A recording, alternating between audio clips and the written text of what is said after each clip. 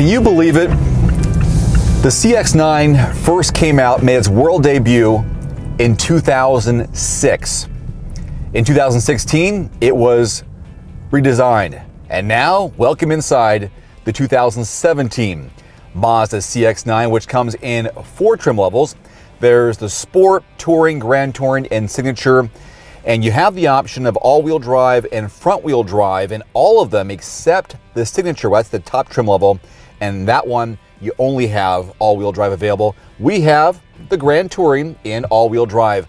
Hello, everybody, and welcome back to Everyman Driver. I'm Dave Erickson, giving you a quick review of this vehicle, which I've had, and I'm about to turn it in here at the end of my week of driving it. So I thought I'd do a little behind the wheel recap of what I've learned and some numbers about the car to give you some perspective and help you with your research, because that's what we do. We go online, we go to YouTube, we type in the title of the car, and we usually add Everyman Driver at the end, and we figure out what we like and what we don't like.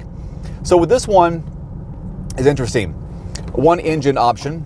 It's a 2.5 liter 4-cylinder turbo, which is really good because you have 227 horsepower, 310 pound-feet of torque. Now that is with regular unleaded, but if you want premium unleaded, this thing can kick out 250 horsepower. And now I'm driving here at the highway. By the way, there's a heads-up display, which is nice, as opposed to like the CX-3, where it has a little plastic flip-up. Well, this one is just shining on the windshield itself. So I'm going 50 miles per hour down the highway. Very little road noise whatsoever in the car, well insulated. Good position here in the front seat for me. Steering wheel obviously is adjustable, and I've got plenty of safety features. There's lane departure warning, there's blind spot detection, I've got adaptive cruise control obviously. It's pretty cool. It's a very smooth ride, soft, maybe a little bit of body roll. I mean, we're talking about a 7-passenger, 3-row crossover SUV.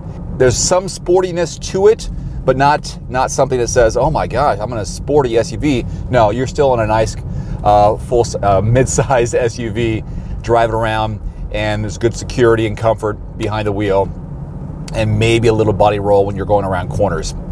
But plenty of punch because of that turbo helps out. Smaller engine than they had a couple of years ago. They had like a 3.6 liter or 3.7 liter a couple of years ago, and they dropped it down to this 2.5 liter. And the fuel economy is much better. 22 city, 28 highway on the front wheel drive. We have the all wheel drive, so it's only a tick lower on each. So 21 city and 20, 26, 27 all wheel drive on the city for highway. By the way, a friend of mine just drove by me, said, gave me a high five. I know that guy. All right. Fuel economy is actually better than average for the class in this car. The downside, you want some pros and cons, the downside is cargo volume, not good at all. Well, not very good. You're looking at just over 14 cubic feet of volume behind this third row of seats. Let's go ahead and push them down. There's my lever here, lever there. Now you're looking at 38 cubic feet of volume for cargo, and you fold down that middle row, you're looking at just over 70. So again, below average for this class of vehicle. Looks nice though, doesn't it? And you do have some storage right here. Not much, but some. And when you're ready to go, press that button right there.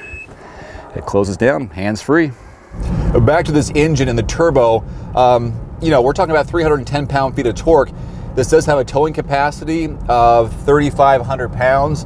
And if you are inclined, so if you want to take a boat with you or a small, I don't know, off-road vehicle or a four-wheeler or something like that, you can haul it.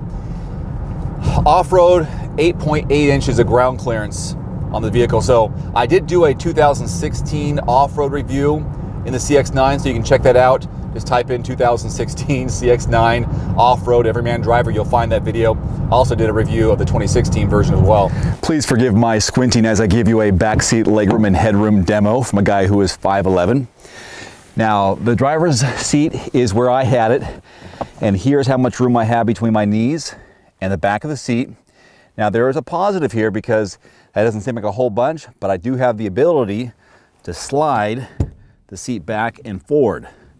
So you do have some seat travel, and look how much more room that created for me. Of course, when you do that, you're going to sacrifice some room for the people who are sitting in the third row. But for me, and realistically, I'm going to have 2 people up front and maybe 2 people in the middle row and fold down that back row. That's what I would do realistically. There's my headroom. Whoa, that is some really major height. I can't even hit it. There we go, now I'm hitting it. So sitting comfortably, I gotta really reach up. So if you're probably 6'4", 6'5", you should be okay in the middle row seat of the CX-9. Fold down armrest. This is nice because you also have a compartment here in the middle and a pair of USB ports there to charge your phones or other electronics. One more thing in the middle row seats, you do have the ability to lean back and get super comfortable. You can probably see it with this angle here, watch. Look at that. Now I can really chill out in the middle row seats as a passenger. Same thing goes for that seat there on the 40% side. So 60%, 40%, get what I'm saying? Now let's bring it back. And here's the latch that I'm pulling. You pull this or pull that up there and the seat comes down. And check out the seat travel. More than enough room for a guy to step in and sit down. And of course, when you do that, you can just pull this seat and slide it back. And there's my legroom. Kind of tight. I wouldn't recommend it for someone who is 6 feet to sit in the third row, but you do have the ability. If you've done your research, you probably know by now that this is a carryover from last year. I don't think it should dissuade you too much. Beginning MSRP is under $32,000. Our vehicle here in the low 40s. So what makes this one nice, I think you got the 4 different trim levels. The Signature gives you a lot more luxury, which makes it competitive with other vehicles in its class, making this a good choice, I think, for someone who wants a family vehicle with some power, good fuel economy.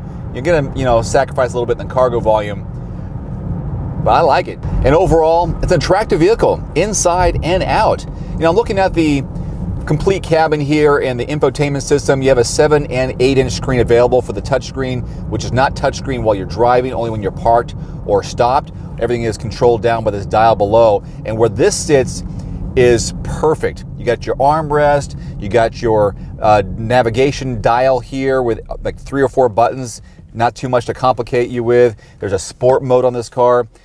Climate controls are good. You got heated seats for driver and passenger. And then your usual suspects on the steering wheel for the mounted controls. Bluetooth technology available. I always pair my smartphone with it, so that's good. Your cruise control there. And 3 main dials there for your instrument cluster, which is straightforward. Fine with me. On our trim level, we are rolling on 20-inch alloy wheels. 18 are available on, or standard on, the lower trim level. So we got the 18s, which are cool here, and all-season tires. Not dealing with too much crazy weather here. Just some iciness on the road here and there, and I have been going through some snowy, icy streets, and it handles just fine. And with the all-wheel drive, it'll kick in if you need it. I haven't really needed it too much. My fuel economy average is not fair to report necessarily, because I've been a lot more cautious driving in the winter weather here in February. So I've only been averaging in the high teens, whereas Mazda is looking for that city driving number of 21 and then 27 on the highway. But I've not really driven enough to give it a fair number because of the weather, and because I have not been on the highway enough to give it a true test as well. One of the first things that stood out to me when I got the car a week ago was the way the vehicle looks in the front. This front end styling with a long hood, how the headlights are positioned, not a lot of overhang on either side, front or end. Just a good styling looking vehicle. I mean, it's solid, it's got a sporty look to it, but also a sturdy, mature look. And I was watching some people driving just recently, and they had some passengers in the back seat. Some people are driving these cars, whether it's whatever SUV or crossover you want, for business. So let's say a realtor is taking people along to look at houses. They need to have a comfortable, respectable, professional looking vehicle that also has some energy and youth about it. I think that would be a good explanation on how to describe the CX-9. Well, everyone, that's going to wrap up my semi-quick review and drive of the 2017 Mazda CX-9. We have the all-wheel drive in the Grand Touring. I'll have more information on everymandriver.com if you want to find some more specs and details about the interior, exterior, and some of the safety features. But there you go. Thanks for watching, and thank you for subscribing. Hope to see you next time. Drive safe. Adios. Hey guys, it's Dave. I just want to say thanks once again for supporting Everyman Driver and watching my videos. Can you do me a small favor? The next time you're in the market for a new or used car and want to schedule a test drive or just want to get a really great price quote from a dealership of your choice in your zip code, click on the link below and fill out a short form. It's car.show/everymandriver. Now, every time you do a search, I get a very small commission. Now, it's totally free to you and there's no obligation whatsoever to buy or lease anything. It's just a quick and easy way for you to help support my work and keep this channel going.